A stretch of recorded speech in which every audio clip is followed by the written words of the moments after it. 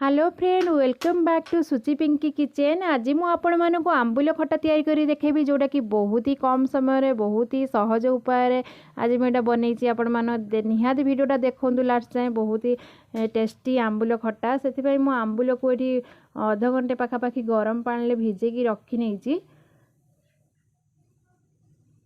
ये मु किसी मसला तैयारी कर रेडी कर रखी बाटिया किसी सोरिष लंका आ कि अदा को मुझे बाटी नहीं देखु। आपड़ चाहिए किसी जीरा या सहित ऐड करके बाटी पारे। ये सब पेस्ट मोर रेडी है। पैन बसैकी 3 चामच सोरिष तेल तापर किसी फुटण आउ कि भृसंगा पत्र किसी हेंगू पकईकी जो बाटी रखी थी मसला को दे नहीं।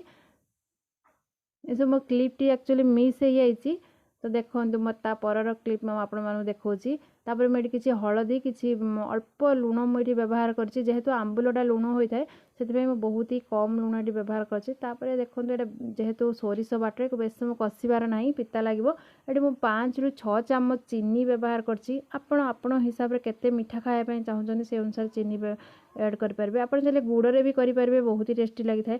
ये देखो जो आंबुल भिजे रखी तार सबूतक पानी मुझे काढ़ी नहीं, खाली आंबुल मोर रखी। तापर ये जो कड़े देखो मसलाटी आमर हो आसला, मुझे आंबुल देदेवी। देखो के कलरफुल मोर चीनीटा मिसीगला सब मसला सहित। बहुत ही इजी प्रोसेस रे आज ये आंबुल खटा आपण मानू तैयारी कर देखी, जोटा कि बिना प्याज रसुण आपण मैंने ओषा व्रत रे खाई पारे अरुआ भात सहित। बहुत ही टेस्टी लगी था।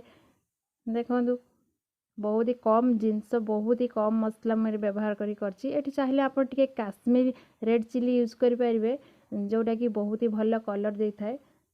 तापर ये मुझे किसी पानी ये ऐड कर 2 ग्लास गोटे ग्लास पाखापाखि मुझे पानी ऐड करछि। आपन केते झोल आवश्यक से अनुसार आपन पानी देवे। ये मोर गोटे ग्लास पानी मुझे व्यवहार करुच्ची। गोटे ग्लास पानी मुझे देकी भल भाव मुझे 15 मिनट पाखापाखि भल भाव फुटे नेबी। देखो ये मुझे 15 मिनट कभर कर रखी नहीं, तापर गोटे जगह को काढ़ी नहीं। देखो मोर आंबुल खट्टा प्रस्तुत हो जाइए, जोटा कि आपण गरमा गरम भात सहित खाई पारे। देखो आंबुल खट्टा भल लगे लाइक करेंगे, शेयर करेंगे, सब्सक्राइब